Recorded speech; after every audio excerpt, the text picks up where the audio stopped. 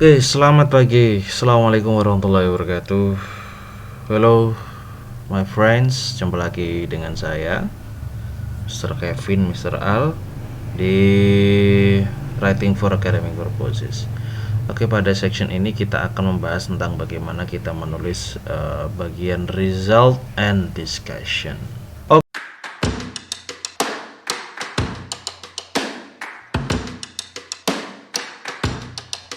Okay, in the result section of your academic paper, you present what you found when you conducted your analysis, whereas in your discussion section, you explain what your result mean and connect them to prior research studies.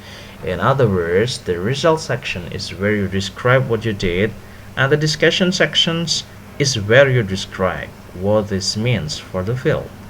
The result section should include the findings of your study without any interpretation or implication that you can draw from the results. Here, you present the findings using text supported by tables, charts, graphs, and other figures. Okay, ladies and gentlemen, bagian result adalah bagian di mana kita menyampaikan hasil dari studi kita, hasil dari observasi, pengumpulan data, dan sebagainya. Pada bagian result, seperti yang disampaikan di paragraf kedua, tidak mencantumkan interpretasi dan implikasi yang bisa kita simpulkan dari result ya. Kita hanya sebatas menyajikan data atau hasil observasi yang kita dapat di lapangan. Di bagian result kita bisa didukung oleh table, charts, grafik, dan macam-macam yang lainnya. Nah, what should be mentioned in result section? Jadi di dalam result section itu tidak asal-asalan ya. Jadi result section adalah you have to answer the research questions proposed in the introduction section. Jadi pada bagian introduction pastikan kita ada permasalahan atau research question kan. Nah, research question ini kita coba jawab dan kita dapatkan datanya dan kita tuliskan jawaban itu di result section. If you have to research questions, so the results should be answer these two sections. Sorry, ini mistyping. Should answer ya, nggak pakai be. And if you have 3 or more, the result follow the questions. Ini juga mistyping, sorry. Begitu ya, jadi result itu menyesuaikan dengan research question yang kita propose dalam chapter introduction. Jadi tidak, misalkan dalam introduction kita punya permasalahan 2 ya 2 aja, nggak usah banyak-banyak begitu ya. Nah, yang banyak itu bagian mana? Oke, di dalam result section kita bisa menggunakan tabel, diagram, picture, dan lainnya. Nah, seperti contoh di sini, sorry,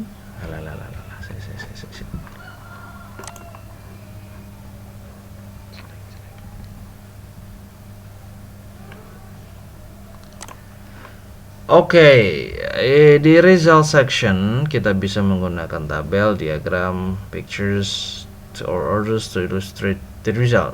Ya, seperti contoh table 1 present an overview of the different interactional context in which children social referencing was situated during the long-term interaction.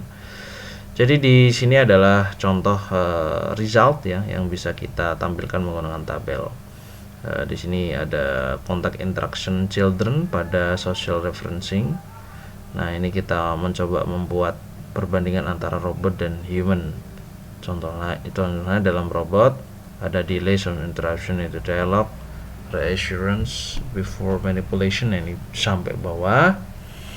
Nah, ternyata di dalam data ini kita bisa melihat ada perbedaan di bagian delays or interruption and reassurance before the manipulation. Nah, result kita just only present this result.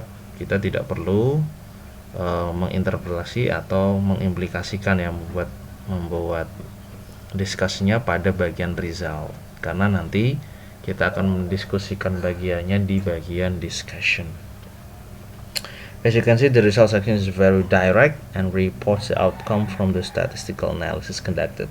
Tables, figures can help recap this section as it can be very technical. In addition, using visual in this way makes the result more accessible to readers. Jadi seperti itu ya.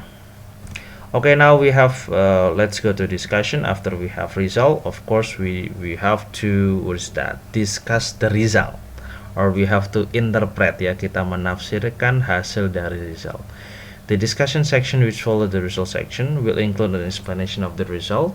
In this section you should connect your result to previous research studies ya, ingat. Jadi kita mengkoneksikan antara hasil hasil result kita dengan previous studies yang kita mention pada bagian introduction, kan kita pakai previous studies ya. Nah, di situ ada konektivitas tidak? Kalau ada ya tulis, kalau tidak ya tidak usah. And include an explanation about how the result may be generalized, dan bagaimana result itu bisa digeneralisasikan ya. This is where you make an argument that support your main conclusion. Jadi di sini kita membuat argumen bagaimana bisa digeneralisasikan hasil resultnya dan sebagainya. Tidak seperti result section, unlike the result section, the discussion section is where you interpret your result and explain what they mean, draw implication from your result and articulate why they matter. Discuss any limitation of your result and provide recommendation that can be made from this result ya. Jadi di sini bisa menginterpretasi, kita bisa membuat kesimpulan, kita bisa mengartikulasikan. Ada muncul pertanyaan, bagaimana kalau interpretasi kita tidak tepat? Tidak ada interpretasi yang tidak tepat ya, yang ada interpretasi yang bias gitu ya, karena masing-masing interpretasi itu memiliki background knowledge dari authornya atau penulisnya sendiri. Notice how the authors provide a critical analysis. Diingat ya, ada critical analysis of the result and over explanation for what they found. And the second excerpt, observe how they tie an explanation for the result to prior research conducted in the field. Focusing on the result and discussion section of different articles and highlighting language that differentiates this section from each other can really help you to write your academic papers effectively. Jadi ini seperti itu ya, di bagian pembahasan result and discussion we have two section, yang pertama result and yang kedua discussion. Nah, kemudian although the length structure the discussion section across research paper varies, artinya ada beberapa variasi panjang dan strukturnya, ada beberapa keumuman or commonalities and the structure and content of this section. Below is suggested outline for the discussion section. Jadi ini adalah beberapa struktur ketika kita mau menulis discussion. Yang pertama, paragraf pertama, in this paragraph provide a broad overview of the importance of your study. Jadi tuliskan pentingnya penelitian Anda. This is where you should restate your research topic. Di sini adalah bagaimana kita mengungkapkan kembali bahwa topik kita ini pentingnya. Avoid just repeating what you include in the result section. Hindari hal-hal yang sudah ditulis pada seksi result. Include the main research findings that answer your primary research question. Begitu ya. Jadi di sini seperti itu. Masukkan main research finding. Research finding paling utama yang menjawab primary question. Kemudian yang kedua sampai 3. This section should be a critical analysis of your major findings ya. Setelah kamu overview about the importance of your study, kemudian kamu analisis tentang major findings. You should articulate your interpretation of those findings. You should include whether these were the findings you expected and also whether they support any hypothesis you had. Provide explanation for the significance of the result and for any unexpected findings. Link your primary finding back to prior research studies. This section would also include any implication of your result. Jadi di sini juga link masuk juga, kita critical analysis kepada major finding, kemudian kita linkkan juga apakah dia expected or unexpected berdasarkan prior research studies. 1, 2, 3 ya. Kemudian yang keempat, here you would include a discussion of any secondary findings ya. Setelah tadi primary ada secondary. Jadi pertanyaan pertama apa, pertanyaan kedua apa, findings that are of note. Additionally, you will also include any limitation of your study and how future studies might mitigate this limitation. Ini berdasarkan punyanya Croushaw and Roefling 2021. Okay, we will also like to point to the possibility that the study design and procedure could have impact our result. Adapting the design of the interaction from the robot experimental setting to be suitable comparable when taking place with the human interaction partner require us to make certain decision. Nah, ini adalah contoh tadi ya, result yang kita tampilkan tentang interaksi robot dan human. Seperti ini ya. Kemudian yang terakhir kelima, this should include the conclusion of the discussion section and future direction. Artinya ada conclusion pada discussionnya dan bagaimana penelitian ke depan harus dilaksanakan.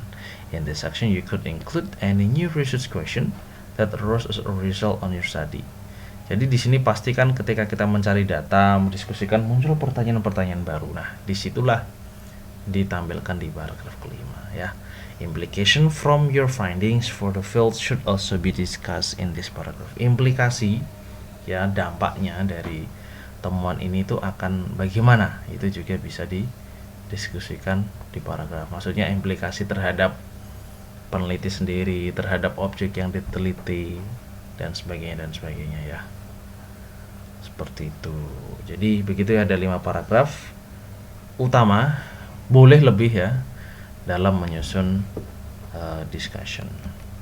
Oke, yang terakhir ini ada beberapa mistakes orang-orang sering lakukan dalam menyusun result and discussion. Yang pertama, nah ini kita do not ya, jangan lakukan. Do not include interpretation or explanation or finding in your result section ya. Jadi jangan interpretasi hasil-hasilmu di result, karena result ada sendiri, discussion ada sendiri. Kemudian yang kedua, do not exclude negative findings from your result section. Although the temptation is to report only positive findings, negative findings are important to other researchers. Tahu exclude ya? Exclude itu lawan dari kata include. Jadi misalkan hasilnya itu tidak sesuai, itu tetap disampaikan ya. Meskipun tidak berguna untuk Anda, itu berguna untuk pembaca. You should not introduce any findings in your discussion sections that were not included in the result section. Jadi jangan sekali-kali mengutarakan temuan yang tidak ada di bagian result. Jadi fokus pada result. Gimana? Wah, saya ingin menginterpretasikan ini tidak ada di result, maka jadikanlah itu tulisan yang lain, begitu ya. Kemudian don't restate the result in the discussion paper without an explanation or critical analysis of what they mean and why they matter. Don't restate, jangan restate the result in the discussion paper tanpa explanation or critical analysis. Don't forget to go back and check that these two sections align and the flow from the result section to this discussion section is smooth and clear. Jadi seperti itu ya, ladies and gentlemen. Pada bagian kalau deskripsi itu bab 4, kalau ya bab 4, atau di bagian tulisan jurnal adalah findings, result, discussion, itu memuat hasil result and discussion. Jadi tidak bisa digabung ya. Kalau misalnya kalian menulis dalam artikel ilmiah, maka pastikan beberapa paragraf pertama di bagian discussion and result and discussion itu adalah result, kemudian setelahnya ada discussion. Nah, beberapa kriteria discussion sudah kita terangkan di sini, paragraf 1, 2, 3, 4, dan 5. Jadi harapannya you can make ya result and discussion section clearly and well ya. Okay, I think that's enough for today. Thank you so much for your attention. Do not forget to comment here if you have any question, and if you like this video, yeah, you can dislike if you dislike this video. Thank you so much for your attention. Assalamualaikum warahmatullahi wabarakatuh.